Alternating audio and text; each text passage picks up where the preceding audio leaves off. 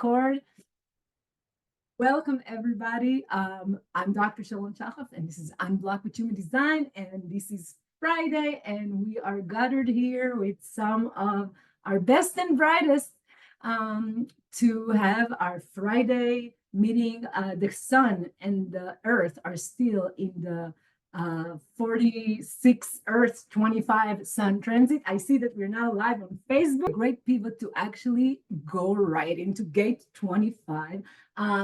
Look, guys, there's a whole hour of me talking about that gate on my YouTube channel. So I'm not trying to recreate that because you guys know where to go to get that. But I just thought it would be good to recap just the essence and the gist of what gate 20, what this transit of gate 25 in the sun and gate 46 in the earth brings to us, and actually open up to here, because I know some people here have either have these gates defined, which I do not. So it would be really nice to hear if you guys wanted to share your journey with that.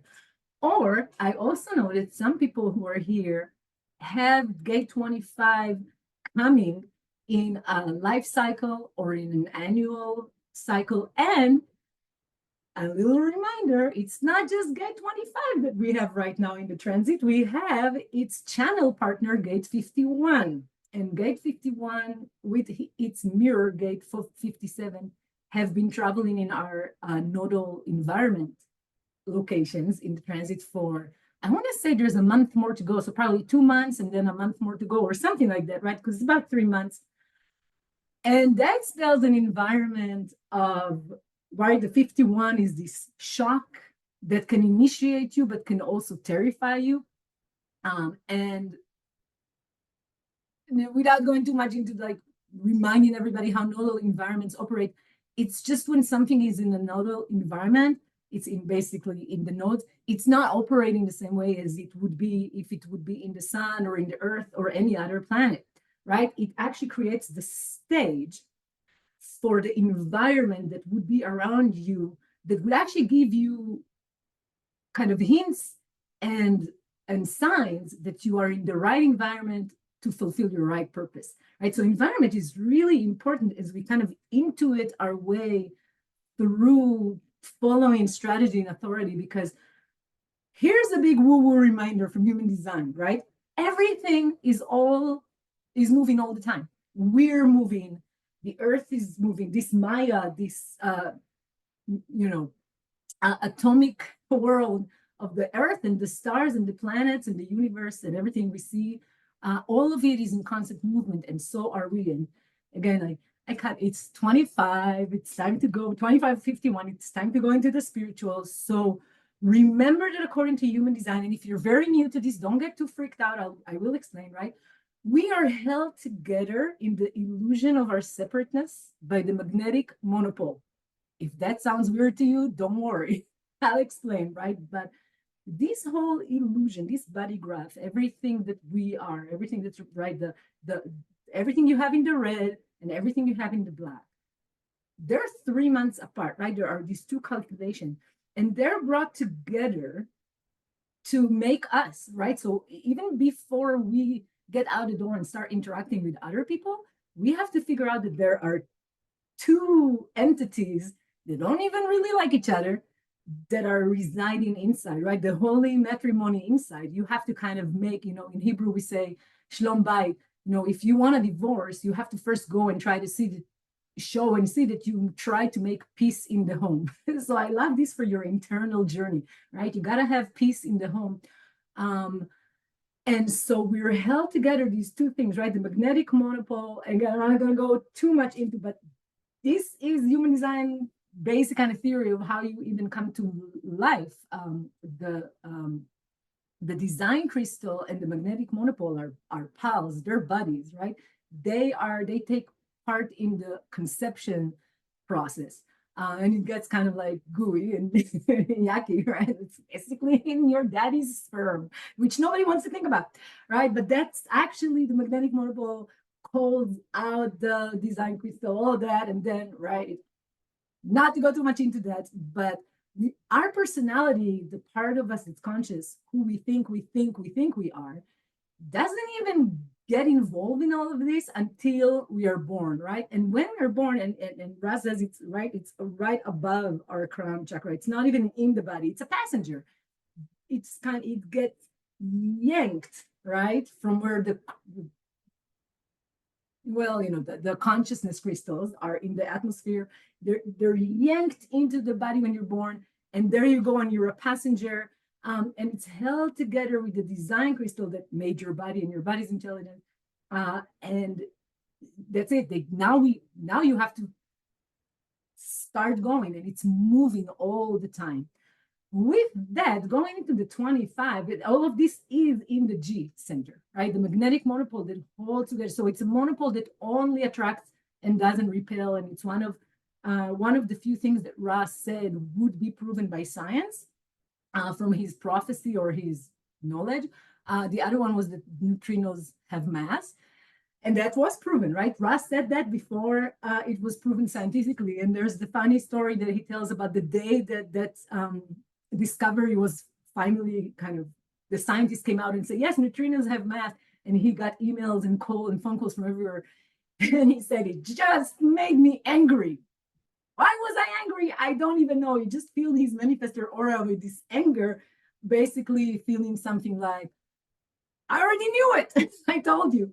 But anyways, there are new findings, by the way, about the magnetic monopole, the magnet that only attracts and doesn't repel. So we will wait and see whether or not we get the scientific world to find it. But they found it in kind of extreme cold environments. They started finding evidence for magnetic monopole. So scientists are already looking for that. All right, I went right off the deep end with that. Yuta, did you want to say something? Or I thought you were. All right, so the reason I mentioned the magnetic monopole is to remind us, gate 25, gate 46, they're both in the G center. And the G center, I like to use the metaphor of, if everything is already in motion and we already have kind of the direction and trajectory, what we call in human design, our geometry, right? The line that we're supposed to be on it. We can't really, that's the no choice part. We can decide to be like, oh, I want to go that way, right? Everything is already moving towards a specific direction, whether we want to or not.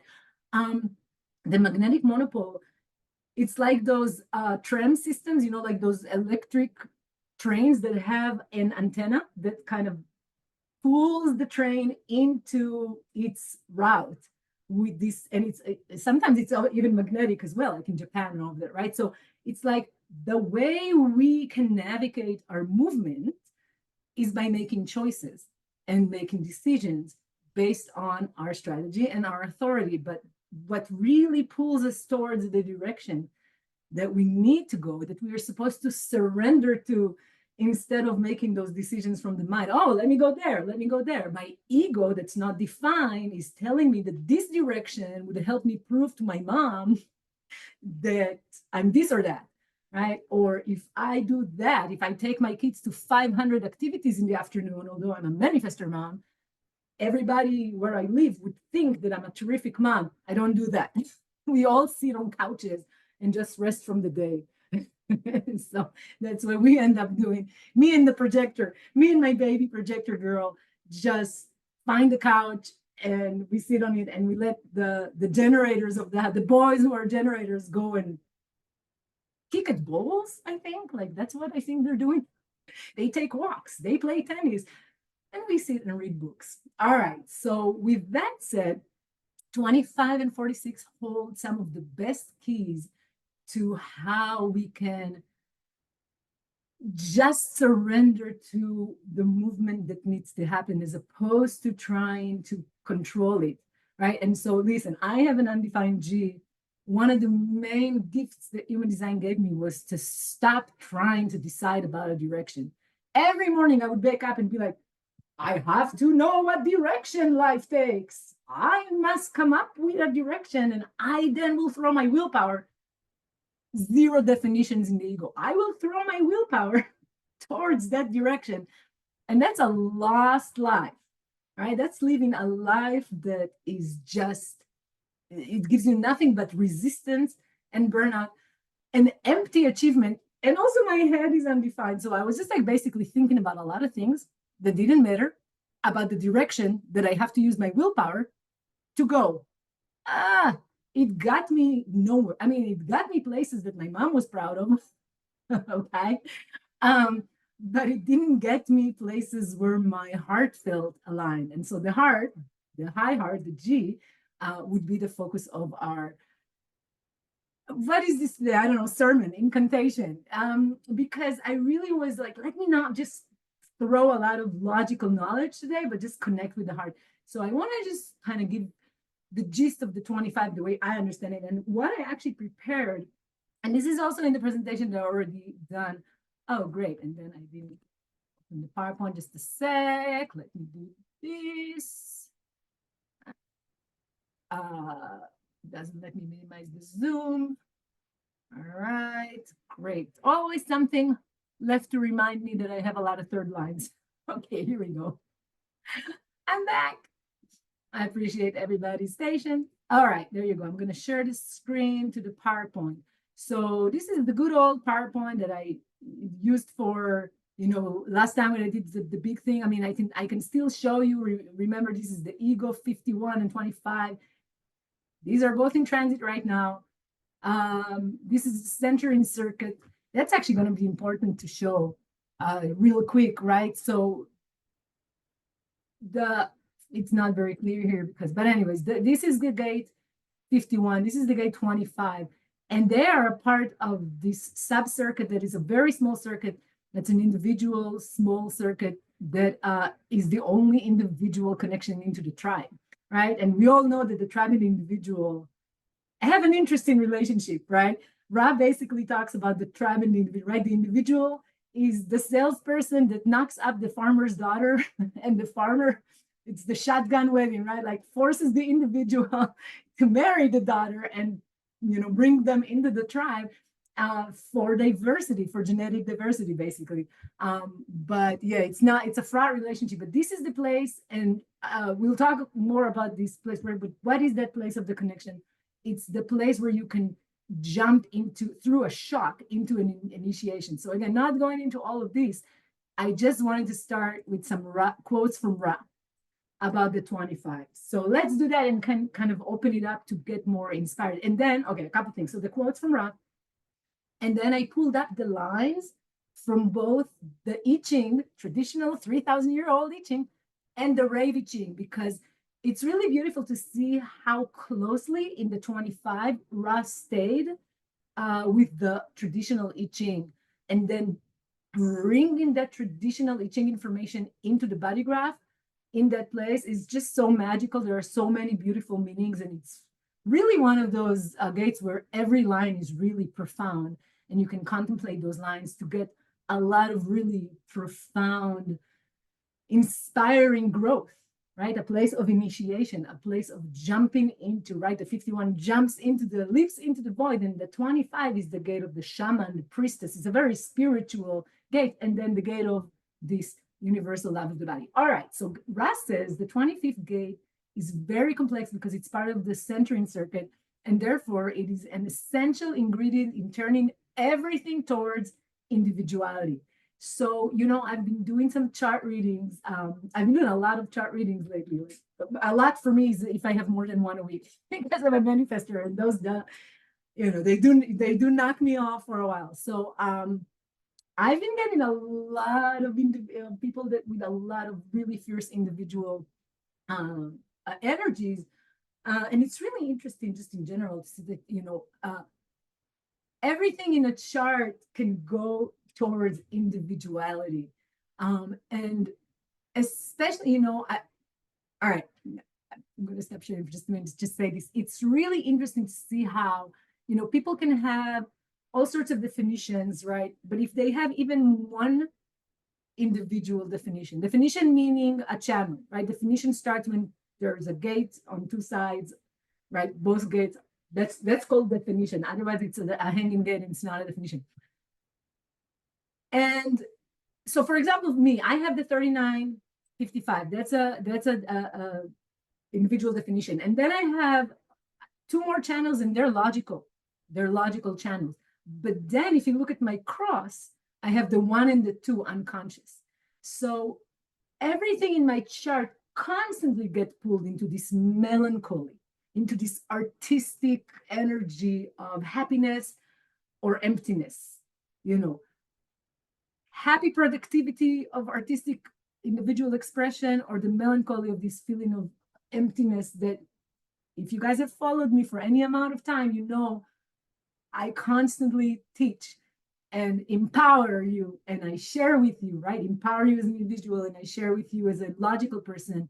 You have to embrace as part of your creative process, right? If you're new, you know, this is the first time watching me, I'll teach you what I always teach, which is the mantra that goes, "Oh, good, I'm sad." All right. So when you're feeling sad, or you're feeling, or "Oh, good, I'm empty." Even "Oh, good, I'm depressed." "Oh, good, I'm in a low emotional wave."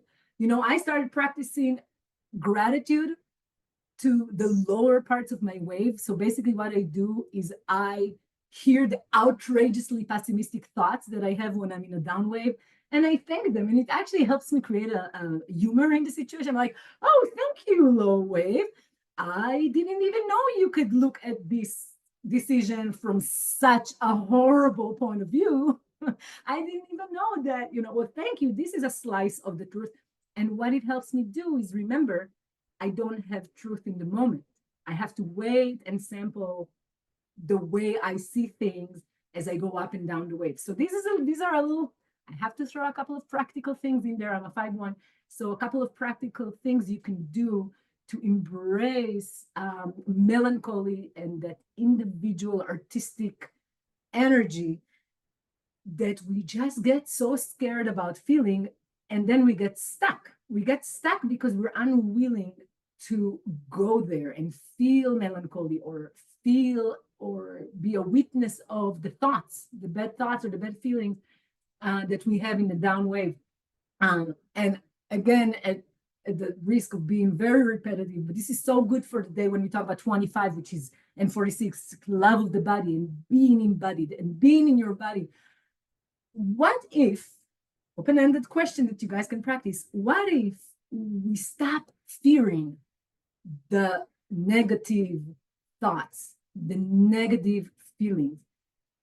What if we will see that when we're not afraid to go there, really go there, be present for them, they will pass just as fast as a happy feeling, right? I have a very smart friend, Caroline, who always says, notice how we let laughter just go through our body, right? We laugh and then we go, we just let it go right through. But when we feel sadness, we clench. And so we can't get the catharsis of the sadness. So, all right, that was, I'll get off my soapbox. But you know, this is a day to preach individuality and to just preach to be allowed to do that. All right, so let's go back to Ra. All right, so the centering circuit, whenever it's present, always bring things towards their, I can't even see it, their individuality. And here is what he says: the tribal possibility to connect to love is only through the 51-25. So he's basically talking about that tribe versus the individual situation, right? So the tribal possibility to connect, to connect to love is only through the 51-25. So the 25 is at the heart of how the love of self is available to the tribe as well.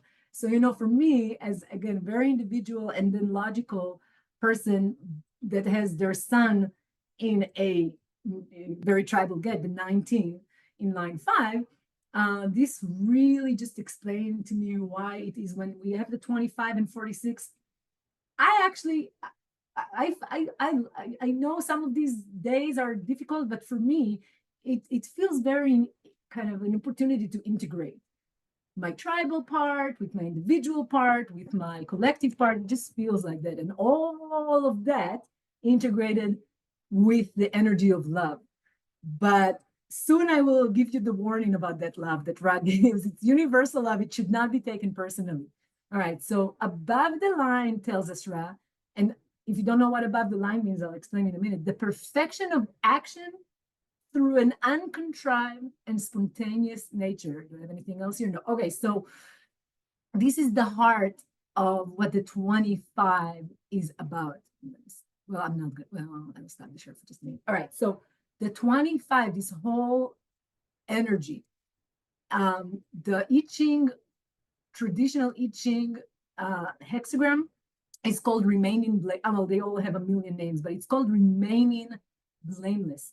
So it's all about, and I'm jumping ahead because it's in my PowerPoint, but basically the I Ching is saying in this situation, right, when the 25 is relevant for us when it's in transit, it's not that you need to have pure motives as opposed to having the wrong motives, is that you have motives at all.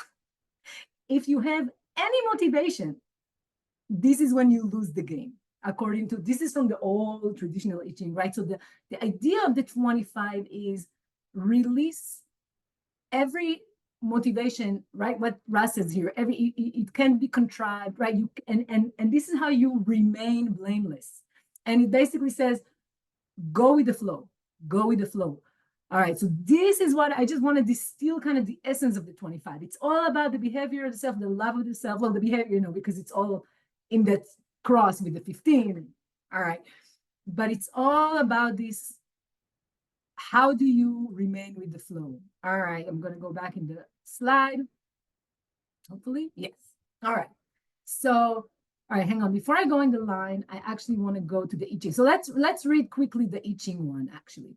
So, the I Ching always starts with the I Ching hexagram. They always start with this kind of picture from nature. And this one starts with thunder rolls beneath heaven as it is its nature and place. Sage rulers align themselves with the changing seasons, nurturing and guiding their subject to do the same. So it's all about aligning with the time, with the seasons. And look at this, right? It's individual. So we have this empowering their subjects to do the same and the guiding. Now, I don't know if you guys are familiar with Rise always talking about individuals needing guidance. They don't want it. We don't want it. Individuals don't want it. We're deaf, right? We have deafness. And that deafness, it makes it very hard to guide us, but we also need it. So it's this dilemma in the individual, in anybody that's individually defined, that they need some guidance, but that is not control. They don't need control. They don't need you to tell them what to, do this, do that. And again, I'm trying not to get into I know a lot of time I parent individual children. And I know sometimes I just want to be like, just brush your teeth, just do it. Like I want to be able to just tell him to do something and for him to do it. Especially my son with the 5710, right? It's deafness. The reason they have this deafness is a protecting container for the individual spark, right? We're not supposed to be able to go and fuck with that because individuals, we are here everywhere where we have individuality, right? If you have a channel or it's in your cross, everywhere where you have individuality, this is where you are supposed to bring something new, something mutative. This is where by being who you are, you're mutating everything around you. So if everybody could come in and influence that, that would be a problem, right? So it's a protective kind of deafness. And yet, the individuals do need guidance. So they need a lot of patient guidance. And remember that if you're parenting an individual child or parenting an individual spouse, especially if you're a woman who's into men, we kind of parent our spouses, right? Or, I'm sure that dynamic can happen in other, across all the spectrum. Remember that your best path is to empower by your own example rather than trying to share or control, right? It's empowered by your own example. I always try to, tell my individual child something like, do you want to see how I do it? He's also a generator, so I can ask questions, right? Do you want to see how I do it? Or can I tell you how I do it? Something like that. Or try to show to share how I do something, or not to share, but just to demonstrate, to kind of like, come with me and let me show you how I brush my teeth, things like that. All right. So, exception. Okay, I'm going back to the I Ching. So, exceptional progress, if you're mindful to keep out of the way of the natural flow. That's it. Boom. That is the 25. Exceptional progress is available to you in this energy, but only if you keep out of the way of the natural flow. You need to align with the direction of things, and the direction of things is the direction of love. Isn't that beautiful, right? The 25, and it's all about aligning with that natural flow. It would be a fatal error to try and alter its course. I often tell people when I coach people one-on-one on their charts, imagine your true self. I'm going to stop. I know I'm horrible, but I just want to give. All right. Imagine your self versus your not self process. Your self is like a river cascading down a mountain. It's beautiful. It's clear. Nothing is there's no obstacles. It's just flowing down a mountain. Now, here comes your open ego or your open solar plex, and it makes you make a decision. For example, you're not emotionally defined, and you decided you are not going to confront your partner who you want, out of the marriage. Instead, you're just going to, like, I don't know, start a second family in the next town up, which, this is like totally the unemotional person that's where this comes from. All right. So what that does to your river, it makes it into a delta. It distorts your flow of yourself, right? Like your true flow is just you, allowing yourself to be you, accepting you, and letting that river flow. Now that river might have a split, and right, and you might think that you need that bridging gate, and you're going to try to go to get that bridging gate. That's also going to create a separation in the river. All right, you always want to go back to that flow, right? So if I make a decision out of my ego, well, let me go prove that, it derails my river. And again, I like to see it as the river kind of dissipating into a lot of small creeks, and then just like becoming a delta and a swamp, and then you're mired in the mud and you're stuck. So how do we get back into the flow? Well, I was going to say easy, but it's not easy. It's like simple, not easy. You get back into the flow with strategy and authority, right? You learn your chart and you see what is your true self and what is your not self.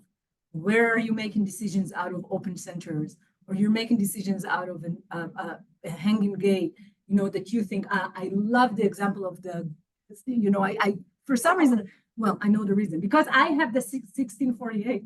I have a lot of clients that are attracted to me who have a split that is connected by the 16.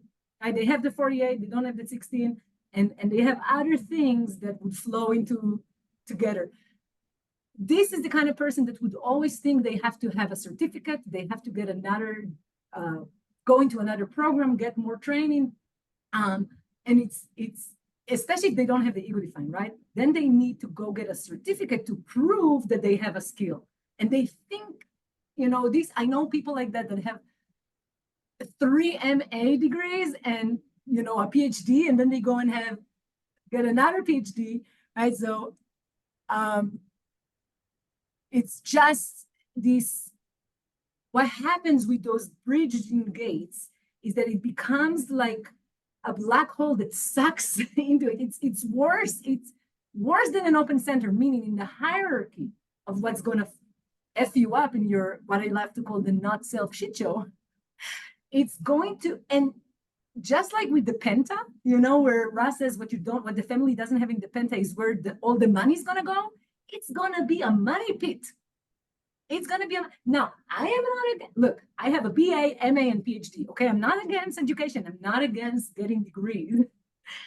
But if you always think you got to get another certificate, it's these people that like they learn massage and they learn acupuncture, and then they go and they get certified as an RN, but no, they then go to nursing school, and no, they then go to medical school, and then they want to do human design, and they pay tens of thousands of dollars over 10 years to get there.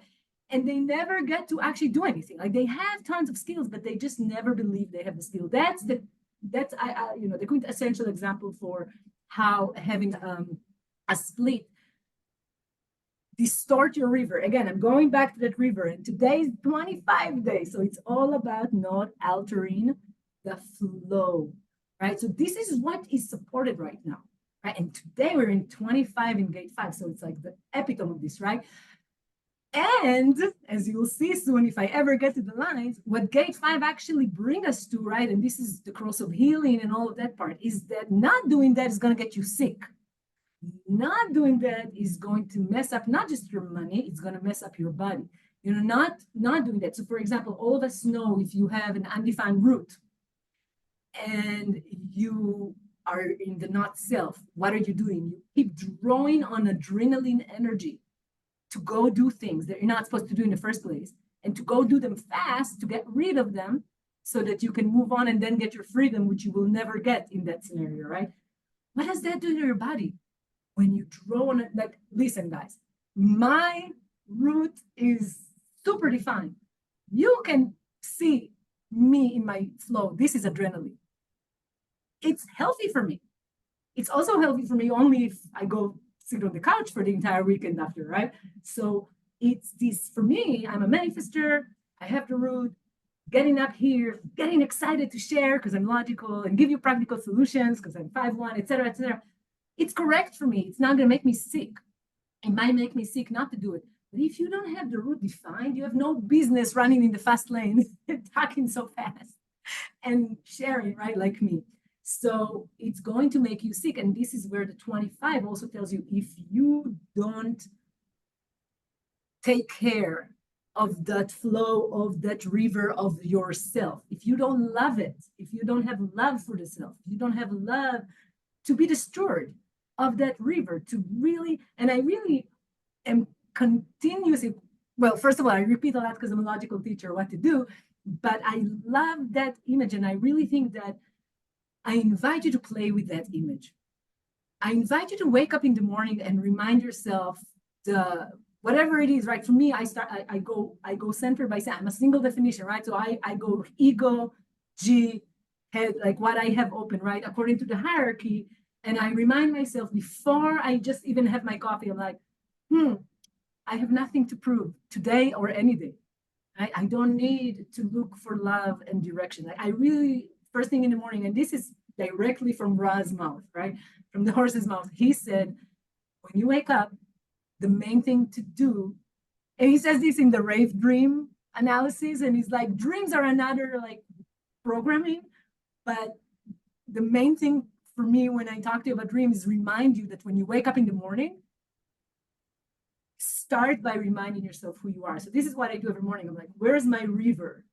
And then I also go to motivation, because I love under the lines structure. And if you guys are new to human design and you don't know what I'm talking about, I'll probably do a video about color soon, right? But there's the gate and then the line, and then under that there's color, and then there's base and tone, all that stuff, right? So color gives you your motivation, and there are 6 motivations. My motivation is the second color, hope, which is kind of like, right, the program has its ironies. I am a manifester designed for action, and I have to sit by the river and wait to see my enemies' bodies flow down the river. That's that quote, right?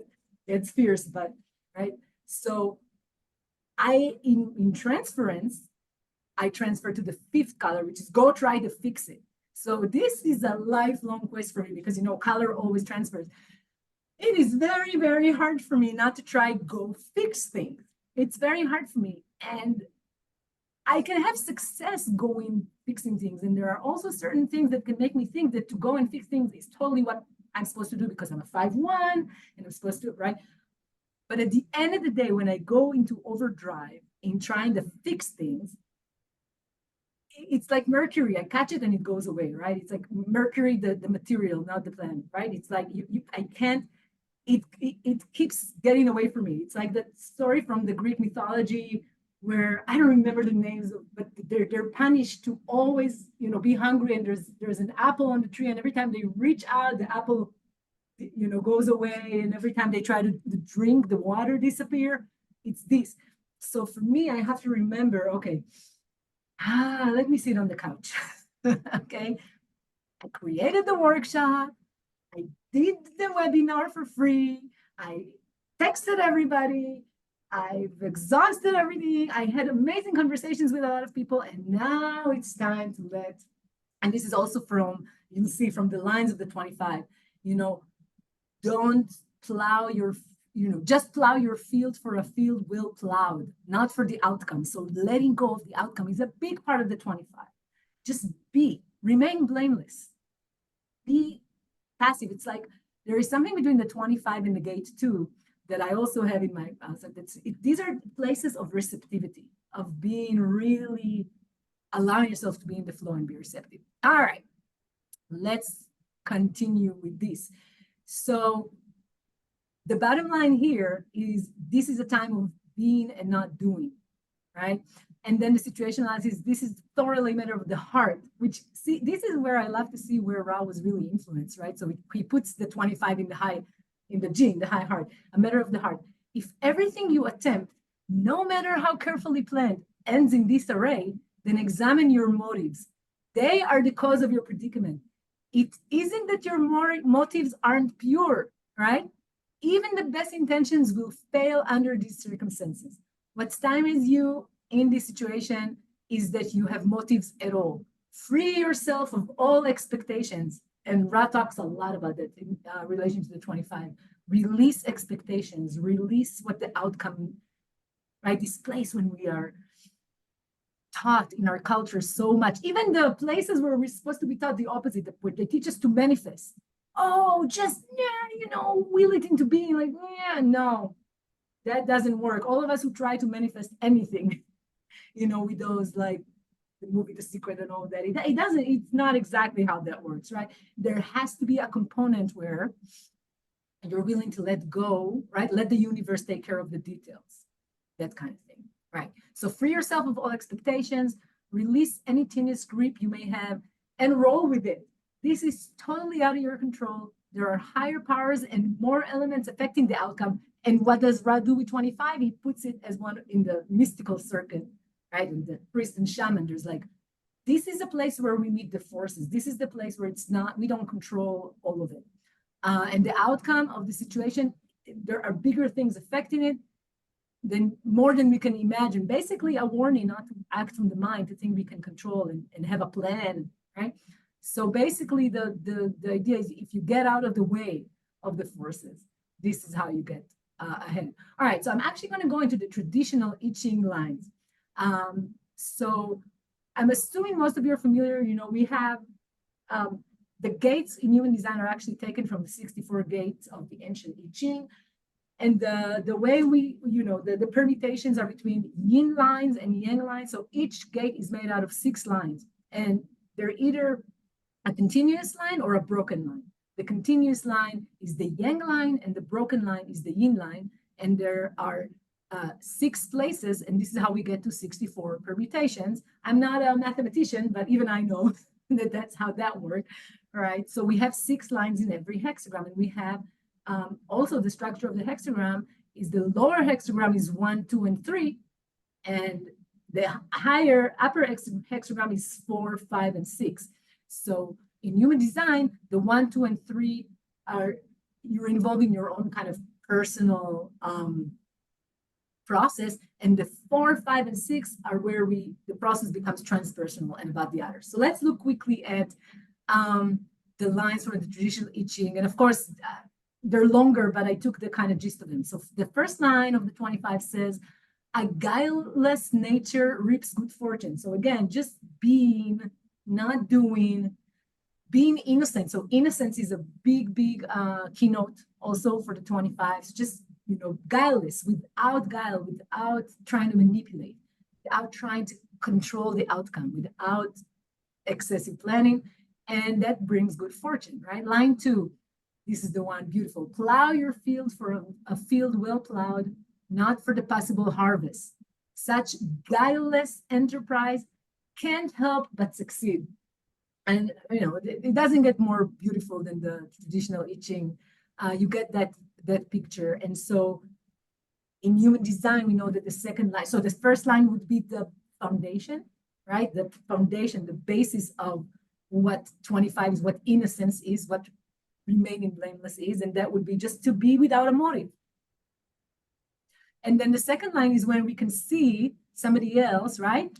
And kind of call them into a certain kind of like, oh, you're going to be good at this, or so basically here is a call for action, right? Knock on the window and say, hey, just plow your field for a field well plowed, right? Not for possible harvest. All right. And then the third line, an innocent man is unjustly accused. See, third line, they bump into people, they bump into things, they break something, ends up making a mistake, right? And they're unjustly accused of the theft of an ox. His very simplicity or his guilelessness, right, will equate him. So here in the third line, and in a minute I'll look at the lines from the Ravi Ching, from Razi Ching. This is where we start talking about failure and the potential of failure here in 25, which we talked about in the group earlier in the week. I posted about this and people actually responded, so we'll talk about this more. All right, line 4, this is where the transpersonal process begins. No mistakes if your aim remains true. So again, it's the foundation of the second hexagram, right? So it's kind of like going back to no mistakes if your aim remains true. Line 5 is where we are getting into all of that cross of healing business, right? That the 25 is a place of self-healing, or you can manifest health, or you can manifest a disease, right? So this is a big item here in the 25. Line 5 is beautiful. No medicine will treat this malady. Its cause is internal, as will be its cure. Again, no medicine will treat the malady, right? So nobody from outside can come and treat the disease of the unhinged 25 or the unbalanced 25. The cause is internal, and so will be the cure. I see it, again, back to that river. If you let your river dissipate, you were not with the flow. You made a decision to prove your worth because your ego is undefined, or you made a decision to hold on to a relationship that's toxic because your spleen is undefined, right? That disease that then is caused by that is internal. And so the cure would come from going back to being guileless, to being in the flow, to being without motivation. All right, and then line 6, pay attention, it's a warning, which is really interesting. Suddenly the 6th line, there's this, any action, however innocent, and pay attention to the keynote of innocence, this is where Rise taking it, will bring misfortune. Stand fast. So at this point, it's like, you're not listening, you're trying to throw yourself into doing things that you're not supposed to do. Just stop. This is where the I Ching goes, just stop. All right, so now I want to quickly go into the Raz, and I hope that this is, I'm going to assume I'm enjoying this, so I'm hoping that this is also helpful for you guys. But it's just a way to kind of start a conversation, and then for us to, and I guess if you're here or you're watching this online and you want to comment and you have one of those lines defined, it would be wonderful to hear the resonance. All right, so what did Ram make of it? In the first line, he talks about selflessness, motiveless action. So you guys can see the themes emerging very easy. And he talks about psychic attunement that is its own reward. So again, no motive, no plan, no pushing the river here or pushing the river there, no making decisions that would take you away from the natural flow, no intervening in the natural flow. It's really inviting you to have this reward out of being psychically attuned, right? So it's this really beautiful invitation. All right, so, and that's the foundation. The second line, which is called the existentialist, talks about devotion and dedication to the now, and which is a big part of the individual process. And especially this is resonating stuff that's happening actually in the integration subcircuit, right? This whole thing about being in the now. But we also have a little bit of a touch of the abstract here, because abstract people weirdly also have to be in the now, although the abstract process is all about being in the now when you're in a human experience, and then when it's done, retreating, looking back, and figuring out what happened, right? But the being in the now part, I'm just pointing out that there's more than one place in the chart or one circuit that can throw us into that direction. But here, devotion and dedication to the now, the perfection of the intellect through concentration and focus on what is rather than what could be or has been. Now, I really want to remind you, this is exactly aligned to the beautiful line of plow your field for a field well plowed. So this is where Ra is like, there are some hexagrams where he goes off, like for example, 9. Hexagram 9 in the I Ching is really not about logic. It's called gentle restraint. It's kind of like, if you try and try, and every time you try something, it doesn't work, just find the humor in the situation. Why is this about logic? It's not. But here, the 25, it's really beautifully aligned to this. Plow your field for a field well plowed. So it's kind of like very similar to the beautiful line that Ra wrote here, which is just be with the now, be with the perfection, right? There's not a lot of places in the human design ravaging that the word perfection appears. The gate 25 is one of those places. Also, of course, perfected form in 5710.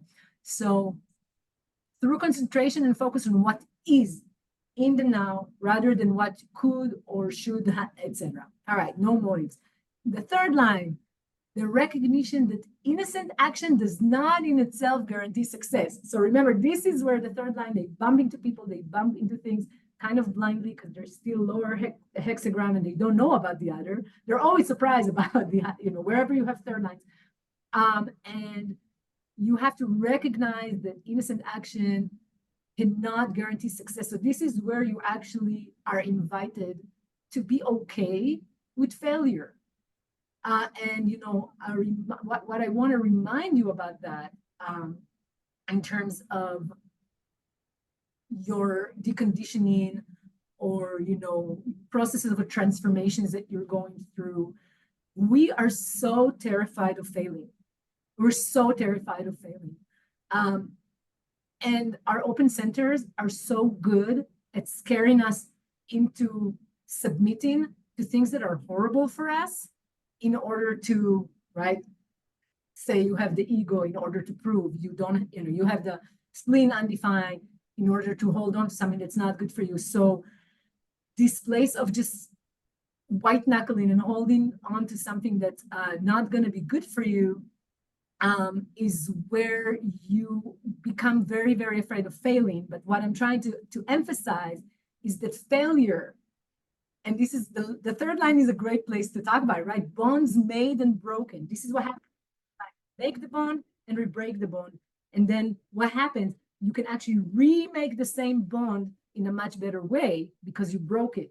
So if you are mindlessly following, like for example, I failed in my academic career, within the perimeters of that world, right? I was in the maze, I was running and they told me where the cheese was.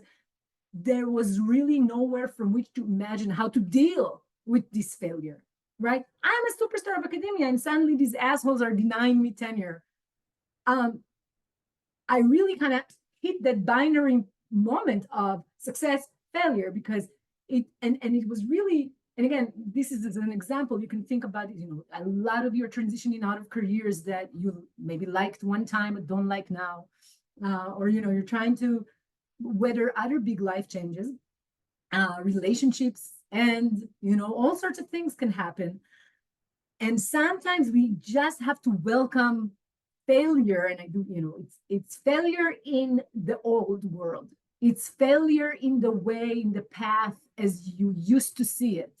But the opportunity of failure is to wake up and see, wait, can I step back and rethink about all of this? That was kind of my experience. I was like, well, if I had so much success in this path and suddenly there's a binary moment where you either get tenure or get denied and that's it, and suddenly you're worthless, this is where my open ego kind of reared its head and said, no, no, no, no, no.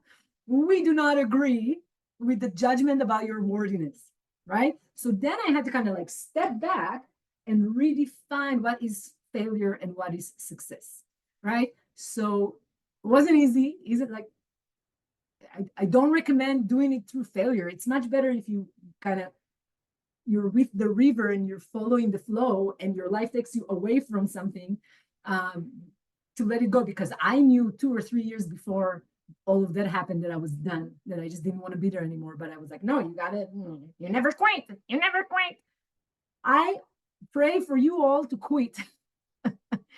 Learn to quit. Quitting is so important.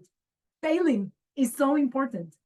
You cannot grow into a new direction without abandoning an old direction. And a lot of time when we get to the point where it has to be a failure, it's because we didn't let go earlier, right? All right. Like, for example, you made a promise with your ego and your ego is not defined, and this failed. This could be an opportunity for you to be like, oh shit, I'm not supposed to make promises. All right. Or you were holding on to a relationship. I like the ego and the spleen for these examples, because your spleen is not defined, because it made you feel secure, and you made up a story about why it's okay that he's beating me up because I still feel secure next to this guy, right? Which sadly really happens. And then the relationship fails. But guess what? You had to let go of that relationship and maybe then get enough distance to see, that wasn't really healthy. I really should not be doing that anymore. All right. So you guys getting it. Quitting can be good. Failing can be good. It's all about your ability to be flexible. All right. The 4th to 6th line, and then I promise I'll stop with that. Line 4 is called survival, and again, this is from the rave itching, not from traditional human design. The nature of true innocence can be maintained regardless of circumstances. So again, line 4 is again the foundation of the next hexagram. So it kind of reiterates the foundation of motiveless action, selfless, motiveless action. True innocence, it can be maintained regardless of circumstances. It's kind of like the same with what we were being told about have no motives, or plow your field for a field well plowed. All right, and then you can maintain. And line 5, recuperations. Again, line 5 is where all the stuff about healing and sickness comes in. Remember, in the itching, it was about a malady that comes from the inside, and the causes are internal, and so does the cure has to be in. So this one is recuperation. When innocence is sapped of its vitality, healing is the first priority. Isn't that beautiful? So it's really resonating also well with what the I Ching was saying, right? It's about a moment where you're sapped, the drained of your vitality, and then you have to prioritize healing. And Ra says the only way to heal yourself, of course, strategy and authority, right? But it's the only way to heal yourself is to be yourself, right? It's like he always says, if you hate yourself, but you're not being self, you're hating the wrong guy, right? So if you don't know who you are, you're getting the wrong diseases. Think about that. You're not getting the right disease for you. You can get the right disease, and the right disease might kill you, but that's all going to be okay. That's all going to be correct according to human design. But if you're not self, you get the not self disease, and that is more disastrous. All right, and then let's look at line 6. Very interesting. This is my son has this in his cross, in his conscious sun, and today I got the following email. Your son has behaved inappropriately at school.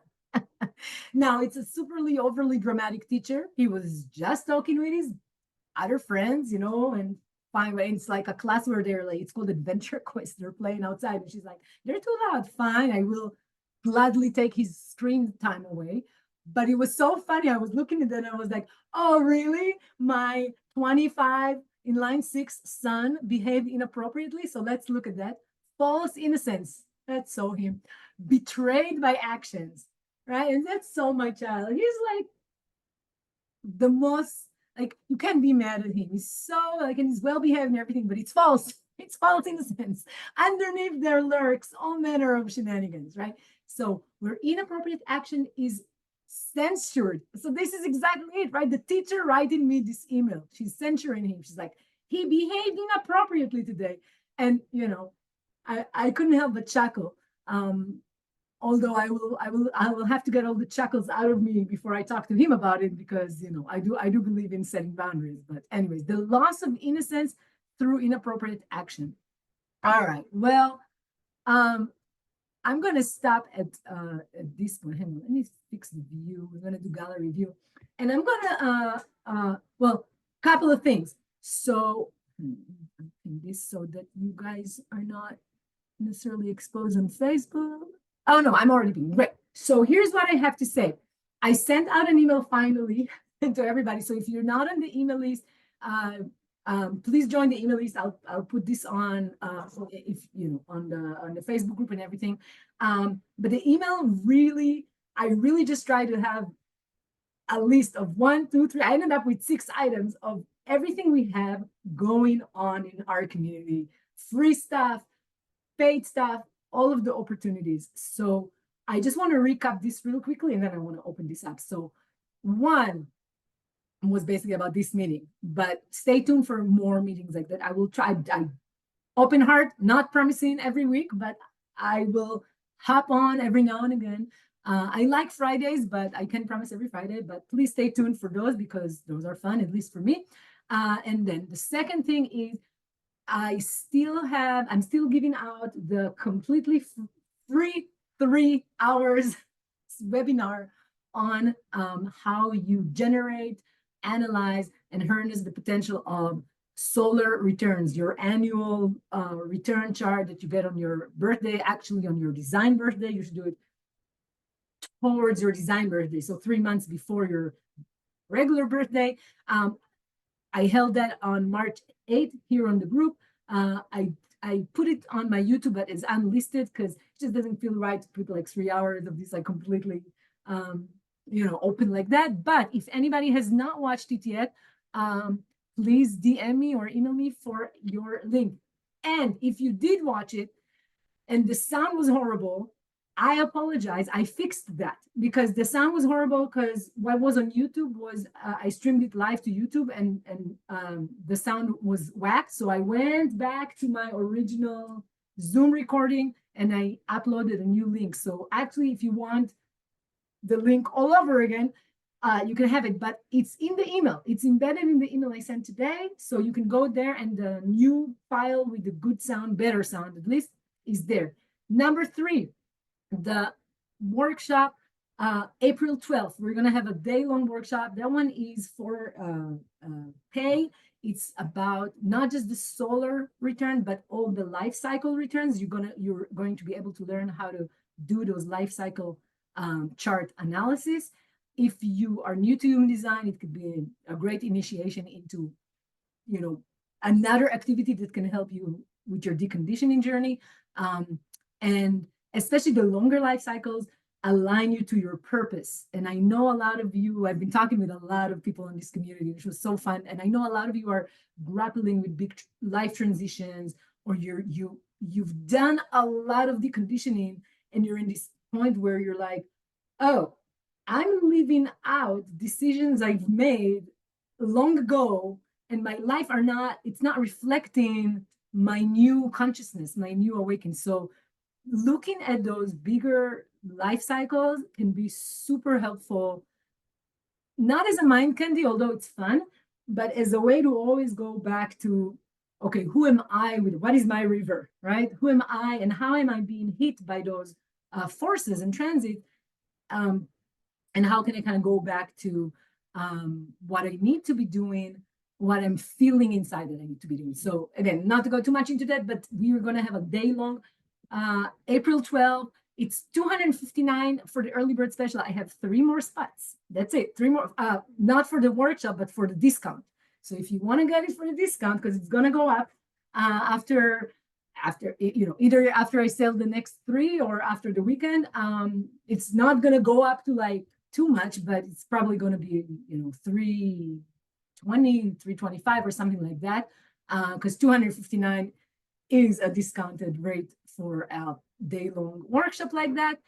It's going to be fun. We're going to just, have coffee, have lunch, have breaks, all of that. We're going to learn this thing.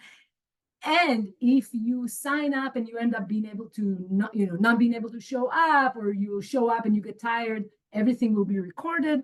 Everything would be available. There will be a designated Facebook group with resources and everything you might need. And I would happily throw in another Q&A if a lot of people paid for the workshop and couldn't be there live. So let's say a month later, after you've had time to process these. And of course, if I do a live Q&A, everybody that signs up is going to be invited to that extra Q&A. So I really try to balance between, yes, getting paid for this shit, but also being generous in making it a no-brainer price that anybody who wants to can probably deal with. If you still need financial help or want to discuss fee-free ways to join, let me know. I'm always open to flexibility within reason. What else about that? I think that's it. And it's April 12th and not March 29th. I know some of the older posts that I did about that still have that date. So forgive me about that. What else? Oh, yeah, the one-on-one chart reading. There is, and again, I do not promise to, of course, if you book it, you get it, but I don't always have one-on-one chart readings available to book with me because I'm a manifestor and I get exhausted.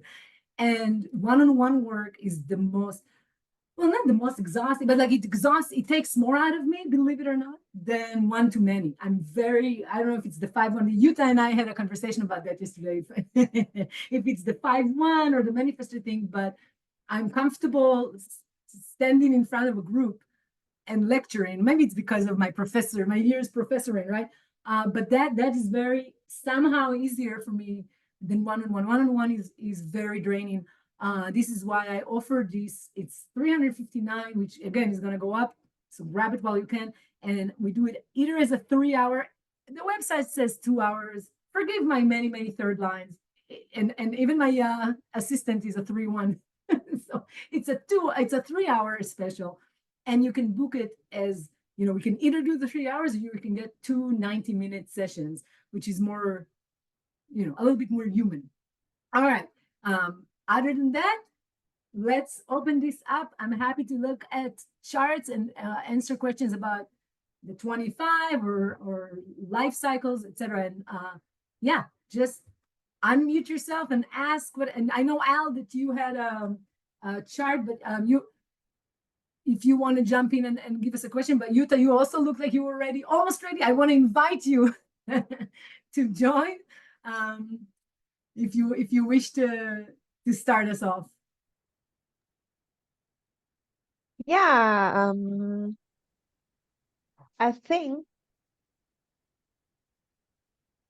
in this session you got me really a deep insight, because I have the 25-3 and it's sensitivity. Sorry, I'm not a native speaker, so Yeah. maybe my English is not so good. I try to do my best. And Your English is very good. thank you. And my father has the 51, and my stepmother has also the 51, and my father has it 2 sides. So we had an electromagnetic. And as you said, it's the only part where the ego can meet the heart and love. Oh, it touched me so deep. It's a kind of a bit of a sad story what I'm gonna share now, but we're gonna go in some difficult times. So maybe I think it will be helpful to get this perspective also on childs. I was 5 years old as my stepmother stepped in, And my father changed so much. So we all three had an open ego, and this electromagnetic defines the ego of the family. And I'm German. My father is born in the Second World War. My stepmother some years after. She was very little. And war, and we have now time on war, makes people so crazy. And the 51 is about shock. And we have now time of shock. And we will get 400 years of shock. So this is why I'm gonna talking about this now. And it's very personal. Absolutely, Yeah. absolutely. I'm not going to talk over you. I just want to, in case somebody's watching this and doesn't know why we're entering a time of shock. If you look at the nodal environments right now, they're defined by gate and have been for a while and will be for a while by gate 51 and gate 57. So it means the whole environment, the correct environment for us to live out our purpose right now is shocking. And full of fear of the future and war and all sorts of disruptions. So yeah, I'm very grateful. It's very interesting to also get the perspective, right?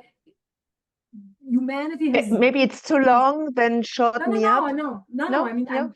I'm inviting you to continue. It's not at all. I'm just saying Okay. it warms my heart to see the what you're actually reminding me. I'm my people. We're dealing with a Yeah. horrendous, You are the shameful other side. of a Sorry. war. Exactly. And but see, but it turns the wheel continues, right? So Yeah. it really just helped me, touched me when you mentioned World War II and times of shock, and now here we Yeah. are again. Yeah. So no, Yeah. absolutely, we're all look projector, look at everybody on the edge of their seat to listen. So I'll shut up and please tell us. So the 25, the innocent, the love of the self, the um, yeah, it has to guide people back to themselves. And what does war? War holds us in a state of shock. It traps us. It traps our psyche, and people, they have been in these situations. They get from one minute to another minute to a total different person. For example, I was 4 years old. I had something in my leg, a little wood thing, and my father just put me on the couch and grabbed a knife and started to cut my leg. 3 hours to put this thing out without feeling anything. This is what war does. And he just was looking like this to me. Don't move. Wow. So, and afterwards I had blood stuff, blah, blah, blah. So It this sounds is like what, trauma and eh, transgenerational of trauma, right? course, So this this trauma, this your trauma. what does the 25 and the 51 in electromagnetic, what I think when you have this. But what I got out today, it was normally when I was older, I had the ability to guide them back to love. But I was too young. And this Oh, touched me so much today. oh, thank you for sharing. And again, I want to hear more, but I would just that 25, you said you had in line 3, and that has Ra there's also and has a right line and it 3. has above the line, and Ra actually talks about this. This is not something that you could do as a child. You can only come into the lines that have any kind of information above the line in the Ravi Ching book, right? So Yes. above the line, that there's an opening before you get into the line. That means that some lines, the baby born with that line is already dead. You know, my daughter has the 22, the charm school, 22 in line 2. And the moment, I swear to God, even before she could talk, she would charm her way to, like, you know, we would potty train her, and she would, you know, talk to us and say, "Oh, I love your shirt. I love your glasses," because she felt bad. It was the middle of the night and we're sitting next to her on the potty. So there's not about the line there, but the 25 line 3, it's going to be a process. And then you only actually come into that process fully after the nodes shift. So in your 40s. So I just want to send young Utah, and I do believe in time travel in that sense, that you can hold her up from now and help her survive, which means she survived then because you're holding her now.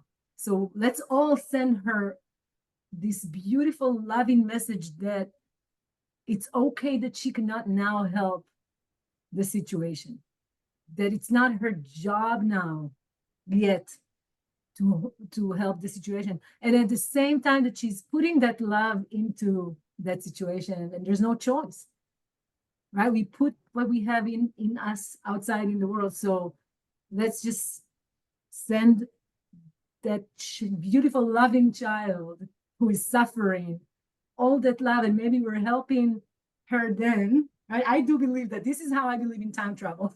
And I remember memories that were traumatic for me, and I go back and I support child me.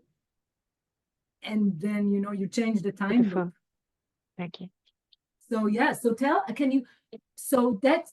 let me ask you this. I'm really curious. So that 25, did you recreate that relationship, that 51 became somewhat of a pattern of things that you It kept? repeated and repeated and repeated and repeated. Mm. And I got another insight today, because I have this SU, the 3955, but I have it unconscious. And I have the split in the 22. So stay open or closed. And my both chirons are in the 22. So my innocent, my 25, had to stay open. I don't want to lose my innocent Oh, that's with all these shocks I got. And I just could hold it with eating disorder. Because the 3955 yes. unconscious today, it makes so much sense.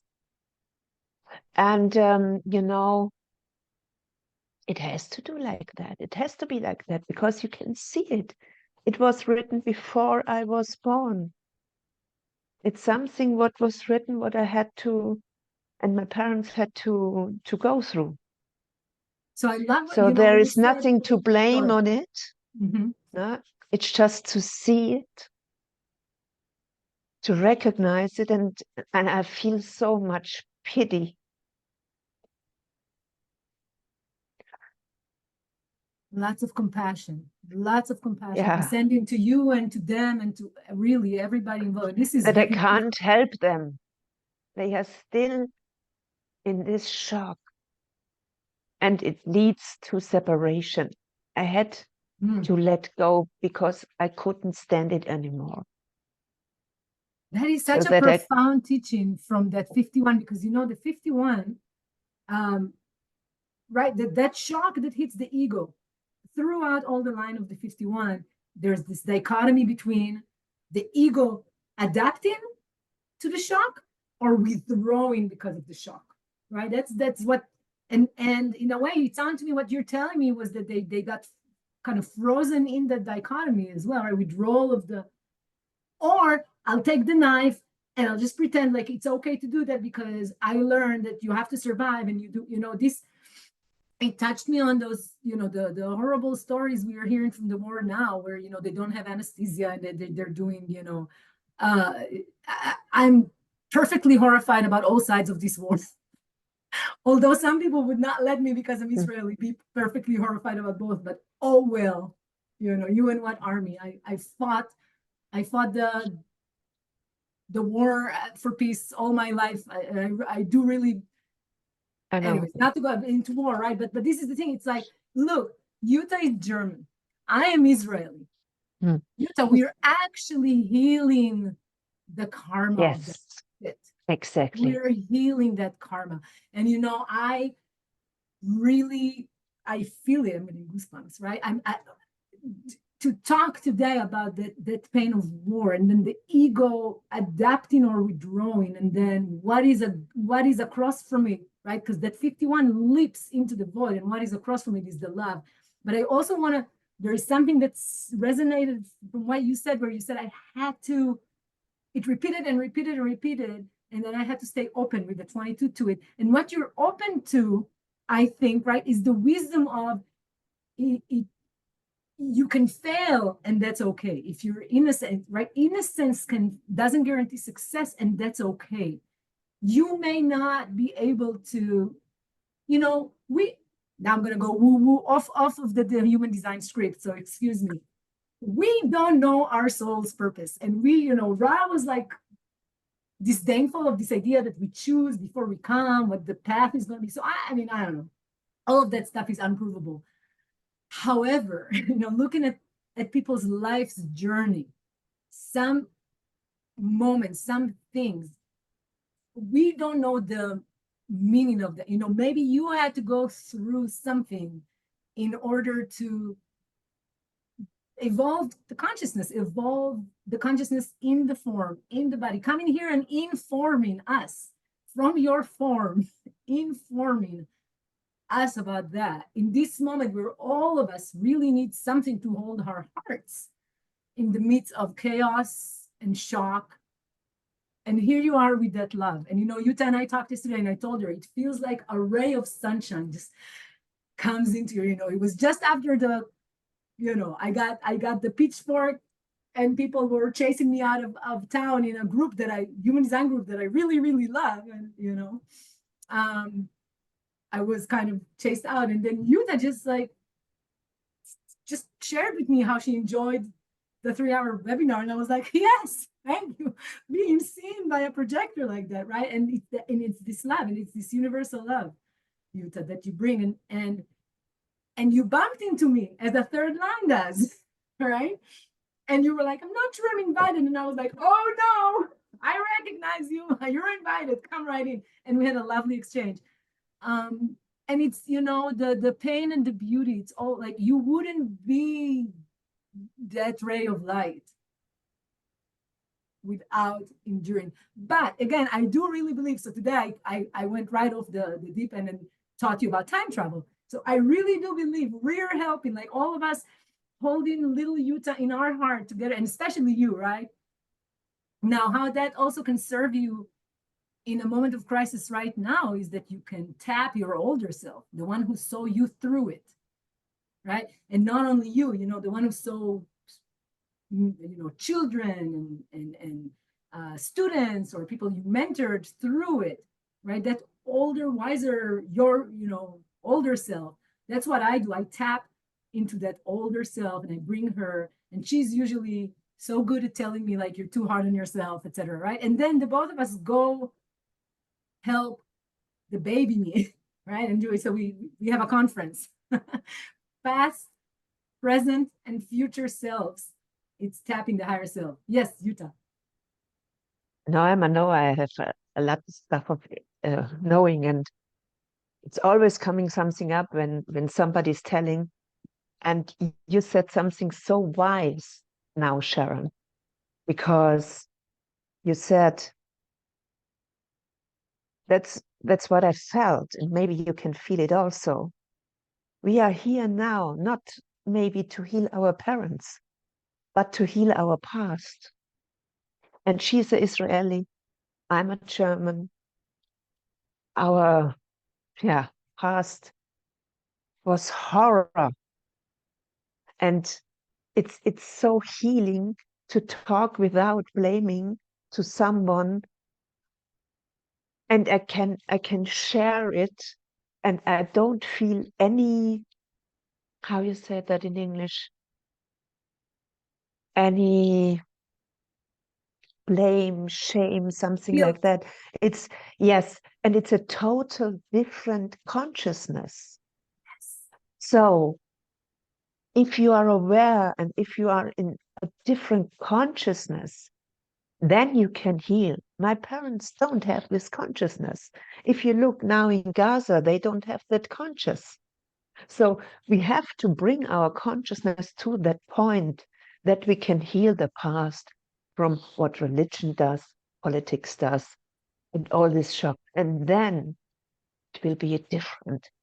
That's what I feel. You're really touching my heart. And it's just, I really love what you said about without guilt.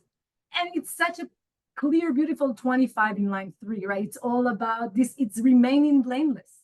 That's the name of the old I Ching 25 hexagram, remaining without guilt.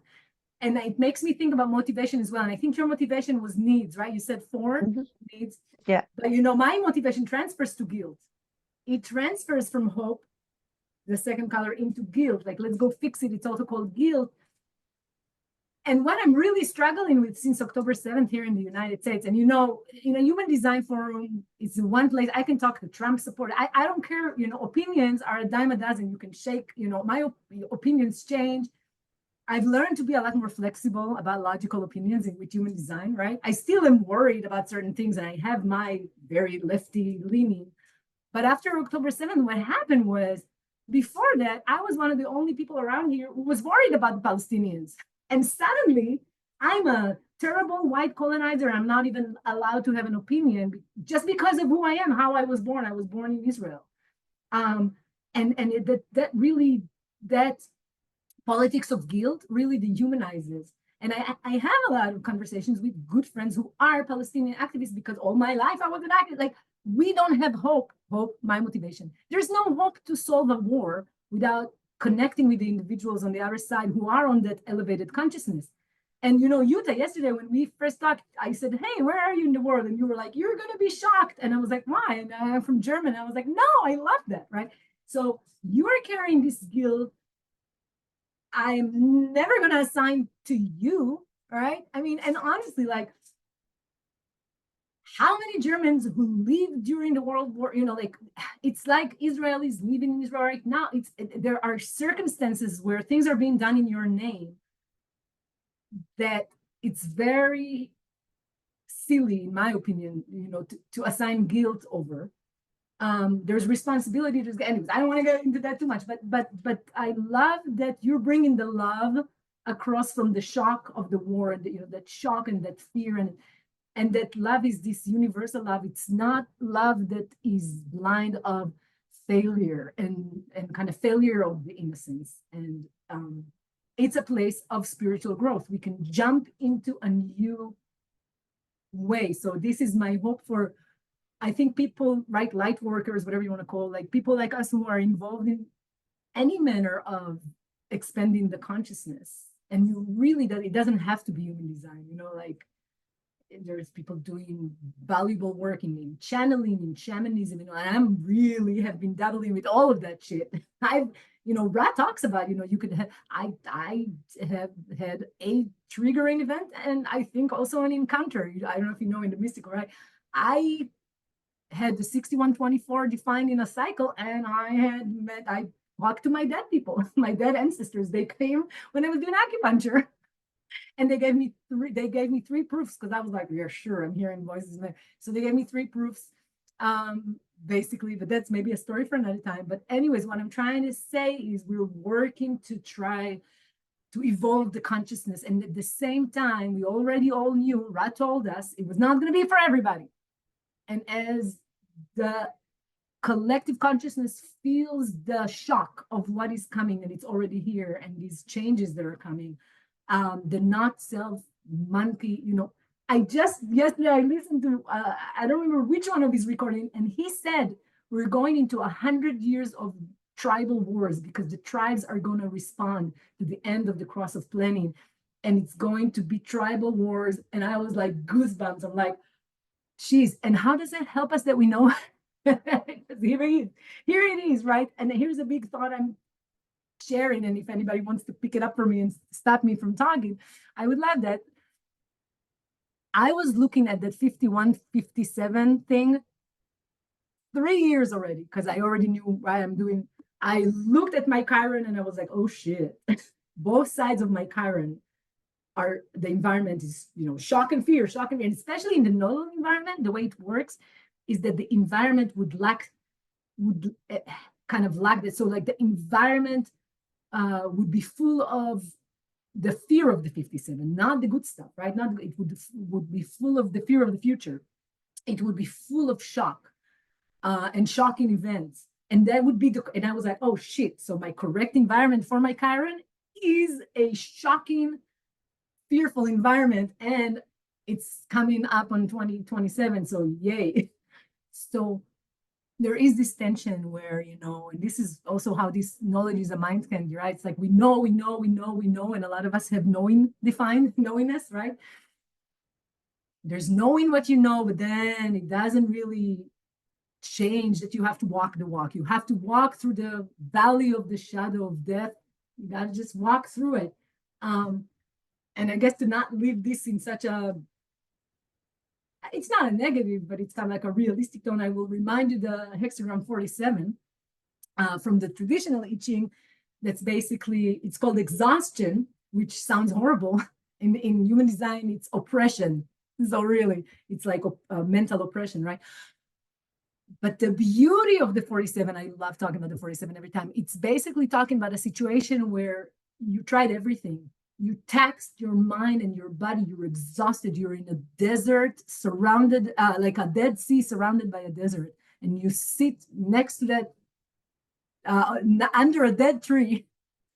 And it's all, and then what does it say? The only grace offer is metamorphosis. You can only kind of die and be reborn. You cannot, your old body is a dried out husk. So you have to be reborn from that old skin. You can only go to your homeland and you, says that hexagram. And so it's a good companion for the 51, right? That 47, that, okay, so this is going to kill off the old us. So back to the 25, you got to love and embrace that direction, the flow, where it's going. Don't try to intervene, right? So this is what I try to do when I'm hit with these crazy shocks. And let me tell you, October 7th was shocking for anybody who has family and friends and loves Israel. It's shocking what's happening now in Gaza. The response is also shocking. It's as shocking, right? It's like it's a loss of sensibility, if I can go back to the line, right? It's not sensible. It's forces that are not reasonable. They're responding in a way that's primordial. Yes, Yuta. And I see the helplessness in the politicians, in the tribe, in everything, how we react to that situation in Gaza and in the Ukraine, in Russia, and so on. We always repeat the old pattern: war or defense. And what is defense? It's also war. So we have just these both sides.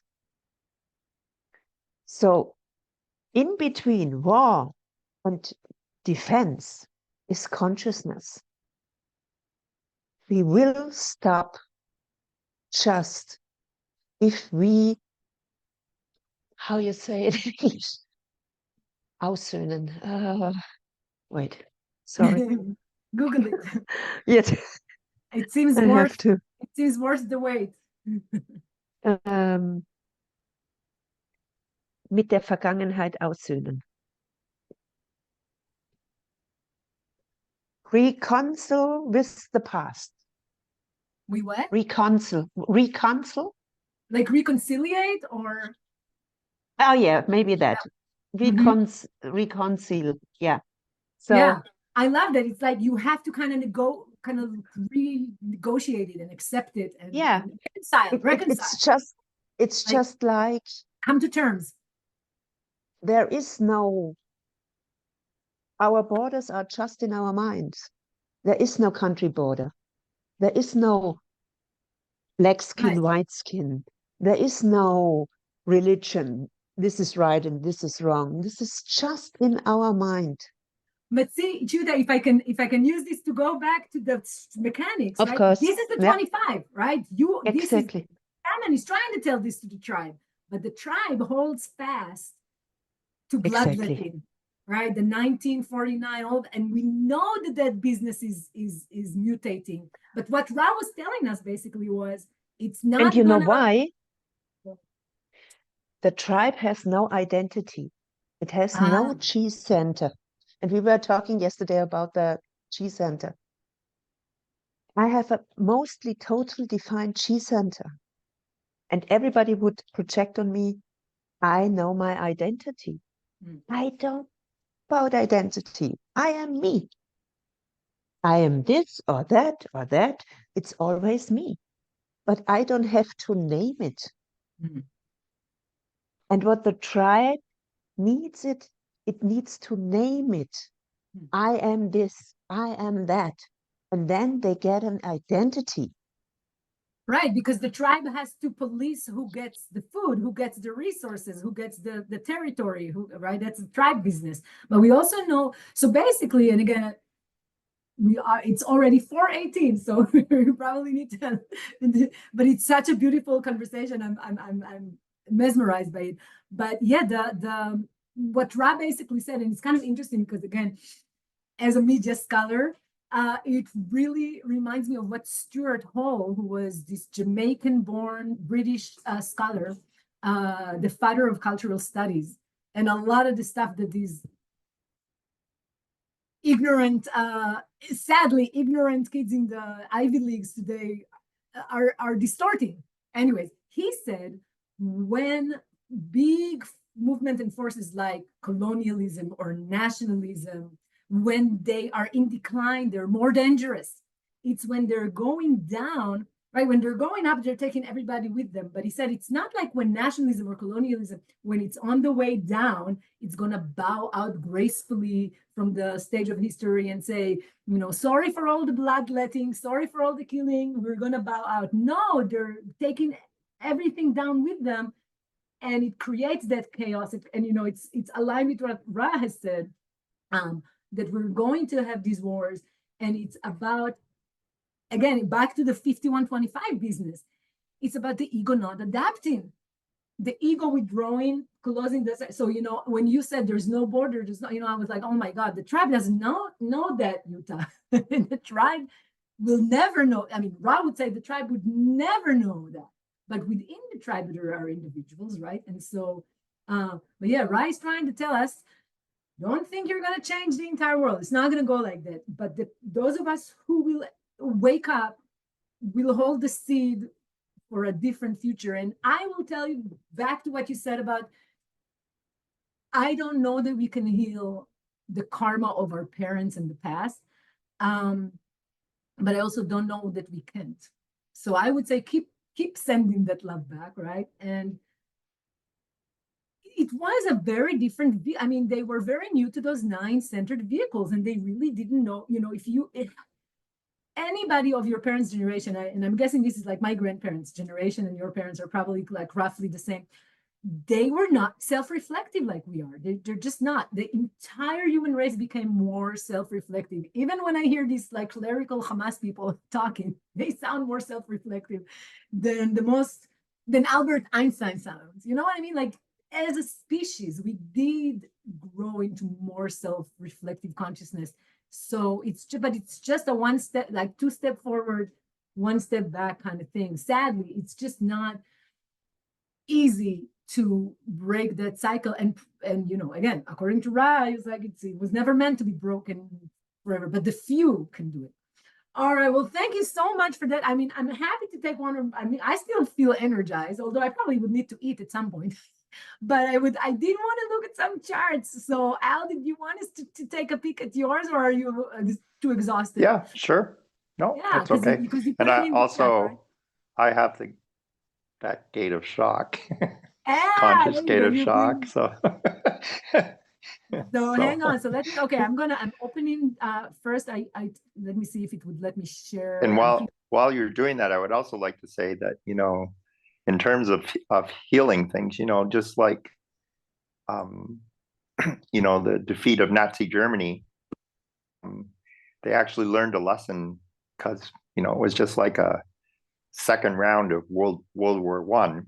Yes. They broke that cycle by having the Marshall Plan, and that's what actually broke the cycle.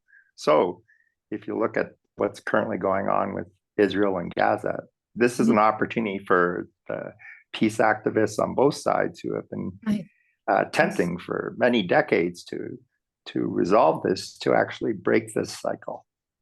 They're not going to do it with Hamas, though.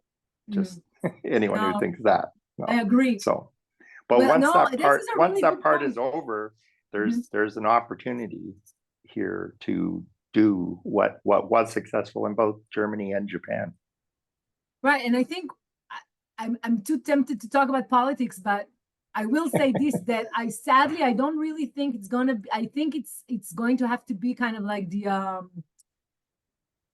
it's gonna have to be the responsible adults, like, but we don't have many. Like the Americans used to be Americans, Russians, right? I'm honestly at this point, I'm like, can they just come and save us from, like, can they go and save Israel from itself? Because, but anyways, like, this is too political, but Ra would tell me, forget it. It's not gonna happen, but maybe. I have more faith in Israelis. So I think Yes. this is I think this is Netanyahu's swan song. Yes, And that's the problem. he's gonna wear it all when this is over. So he's only gonna survive as long as the war survives.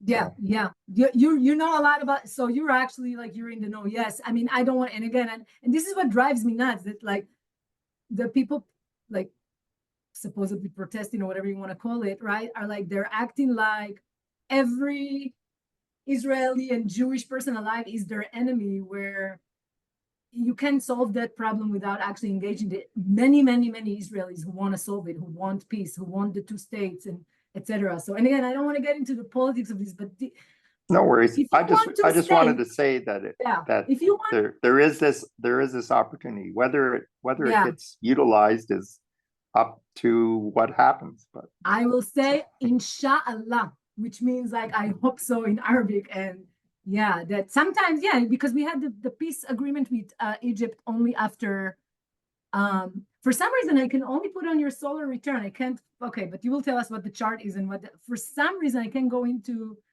in the chat, I can see your chart. Hang on, let me see. All right, now that it opened, let me try to save it. I'm so sorry, guys. I'm saving it on the desktop. And that way, maybe I can pull up. All right, let's see. Sorry about that. So this is your solar return, right? Yeah, I was going to say, Al, that, we had the peace agreement with Egypt, and this is a peace that lasted after horrible wars. So sometimes you need the horrible wars before you can do the peace. All right, so this is Al right here, 2, 1, and 1, 1. I have it here, right? I have it in the unconscious. And then it's so funny. This is the resonance, right? And then I do want to actually, it's very, oh, there you go, new share. Let me see. That be, or there you go. Are you guys seeing the? Yep. Okay, the chart now. Okay, good. So, and I always like to show people how I look at a chart real quick. So the first thing my eyes go to is the authority, right? The center that defines the inner authority. And we immediately see no sacral and solar plex connecting to the throat with the 1222. We have a 1222 manifester, right?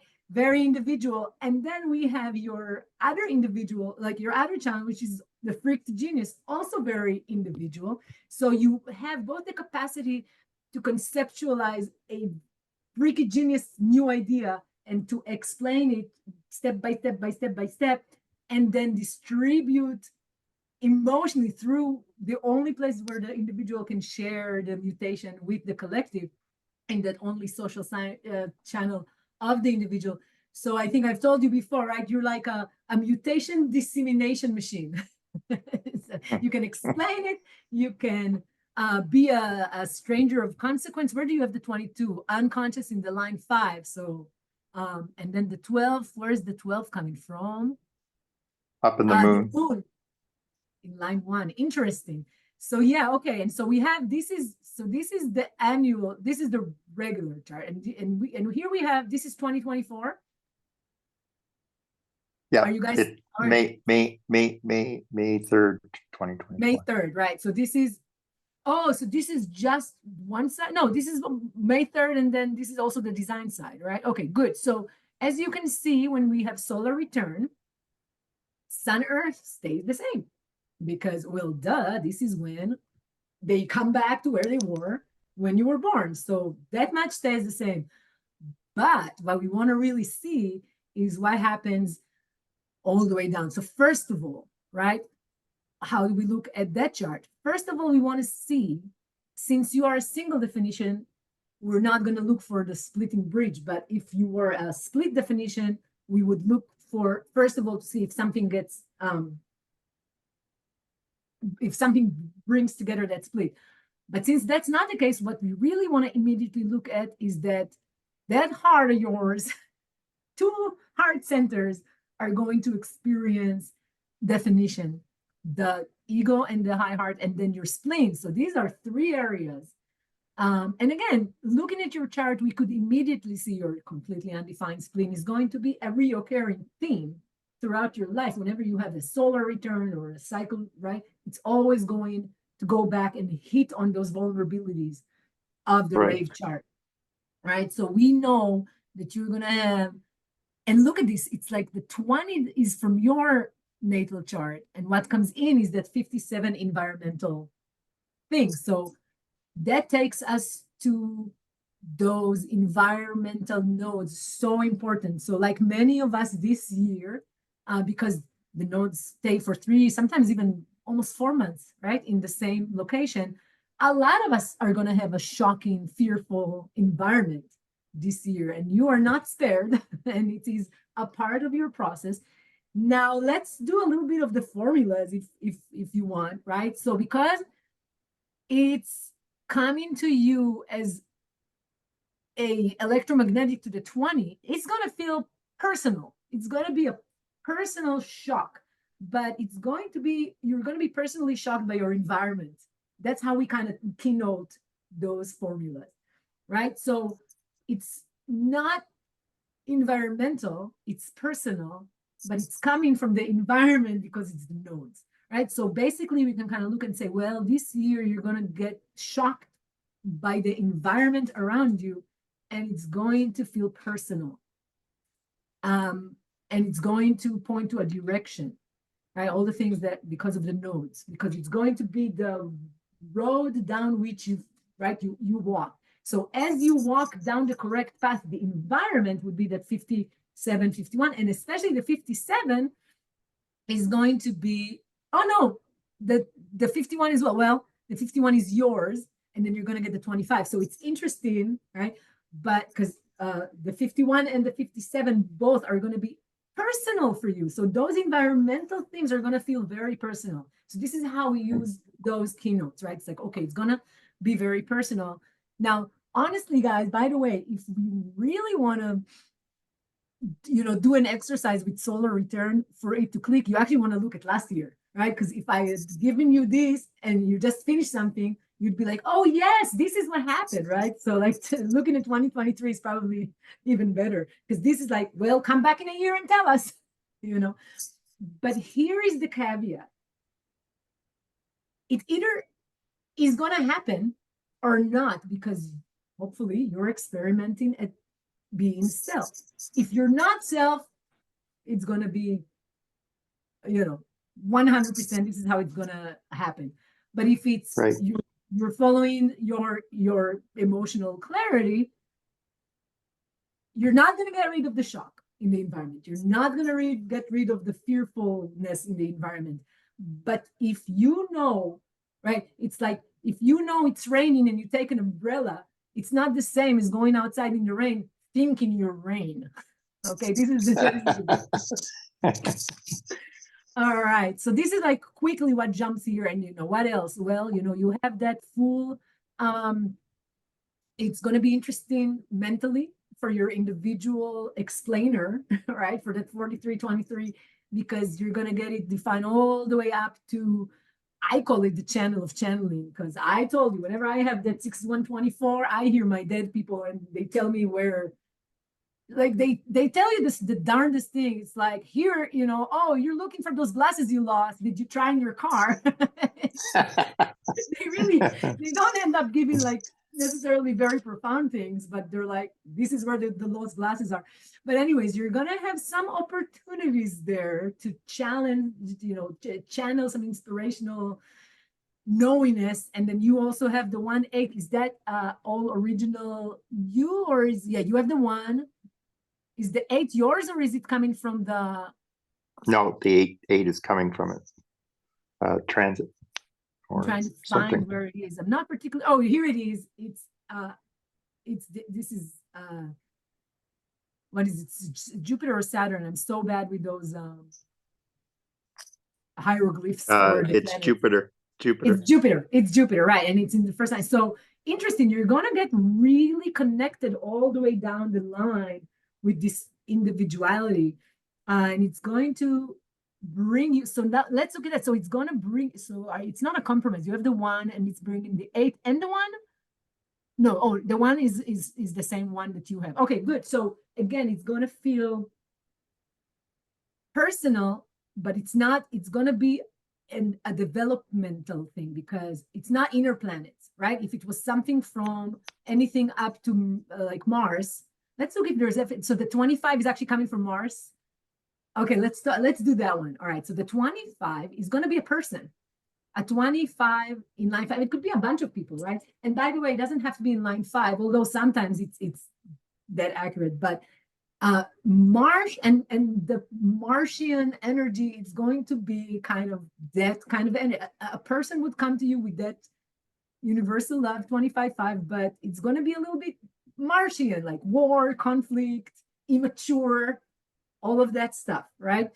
And it's going to feel personal because it's connecting, it's hooking you, and it's going to bring you something to do. Like, this person is going to have a direction, or it's going to be about love, right? And so you can kind of now see, now part of what this can be is you can look at the people who are already in your life. And if somebody has the 25, especially if they have it in the line, in the 5th line, you can be like, ooh, let me see if we're having a Martian personal relationship that's giving me a direction for love this year.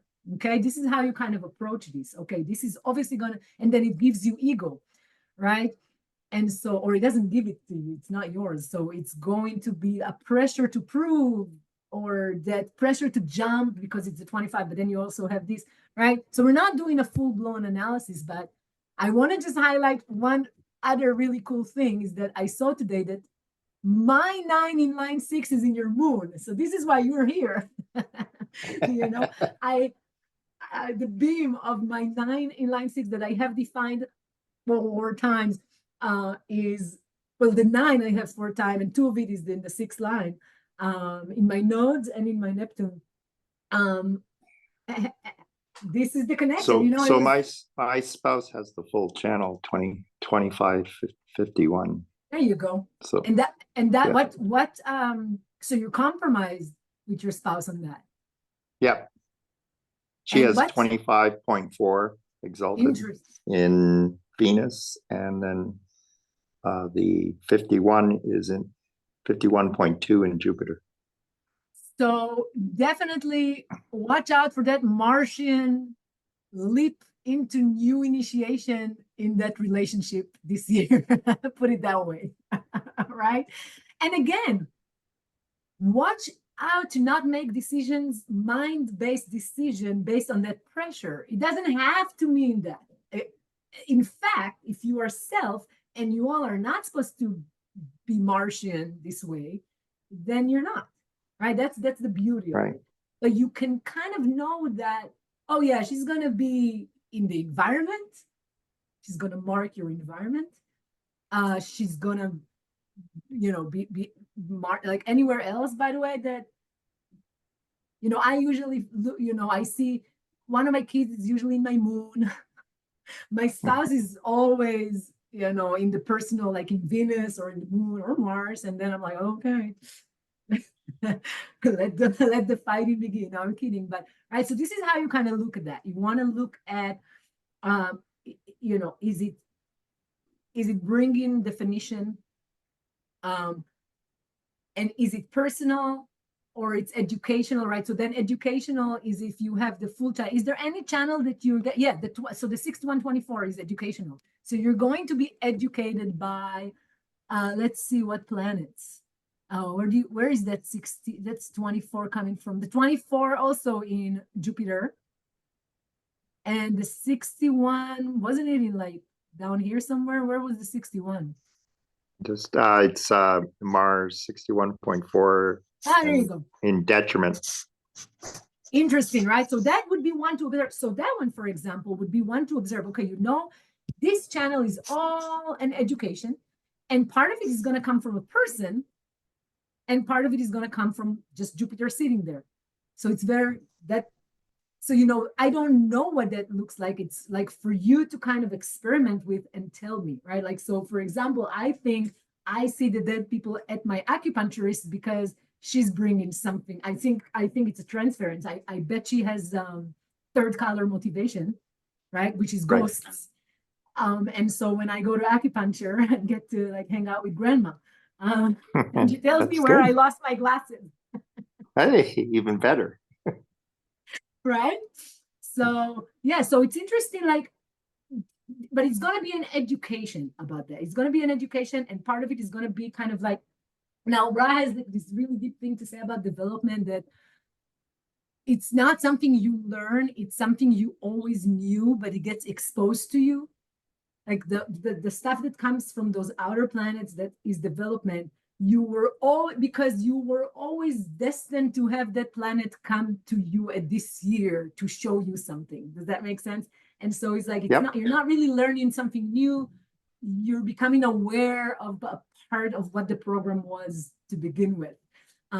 So yeah, but it's interesting that half of the channel is going to bring you a person, and the other half is going to bring you just Jupiter sitting there.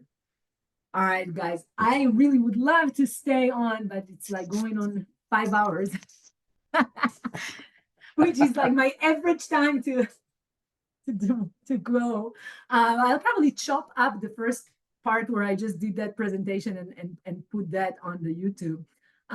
But yeah, I mean, let me know if anybody's on the call has like a pressing question, or even not pressing, but something to say, because we had like really deep, profound things that I don't want to. So Anika Lee or Tanya, since you guys got to talk a little bit less, if you want to share anything before we part ways. And Al, you joined the workshop, so we're going to have an opportunity to dive into your cycles a lot more. So I'm very excited, and I do want to remind everybody that it's April 12th, and if you can't make it on the day, it's going to be recorded, and there's going to be another Q&A in that case. And I really hope that you guys take advantage of the still much reduced price of $259, which really should be a no-brainer price. If I'm not trying to dismiss that it's money, and you know, if you really feel on fire to join and you need some sort of an accommodation in the money department, spread payments, or do this or that or the other, don't hesitate to talk with me. So despite what that person told me when they were chasing me off a group, I am not only trying to make money through this. I don't think I have wound around making money. Making money is okay. I'm a 5-1. If I can make money, get practical shit from doing human design, then I will not stay in human design. And I think I have something to give in this space. So like, I'm sending a lot of love and healing that wound for that person. But having said that, I'm a 5539. Abundance is just a state of mind. And you can have the same amount of money in your bank account and feel completely without money, or feel completely abundant, based on your point of view. And that, my friends, for a 5139 is not a stable thing either, right? Because that's a wave. So with that said, I really hope that everybody that feels called to join the workshop, at least gives me, you know, an opportunity to jump on a Zoom and talk to me about that, because we do still have spots. And definitely, if you want the discount, talk to me fast, because as we were actually talking, I think another person grabbed grabbed the discount. So at this point, there's 2 more discounts. But again, if we run out of it and that was what was going to make it or break it for you to join, just talk to me. All right, my friends. Any famous last words from anybody on the call? If not, there will be more. I'm going to go see my kids, eat something, start the weekend, and hopefully be able to stay away from work this weekend. We'll see. I'm going to try. My son is turning 13, so I have domestic duties to produce a birthday. So I'm going to have to initiate him into 13. So pray for the tired manifestor mama. And have a wonderful rest of your Friday. All right, friends, it's time to go. Love you guys. Bye-bye. Thank you, Sharon. Absolutely. Thank you so Thanks, much, everybody. friends. Much, yeah. Fun, right? This was fun. I enjoyed it.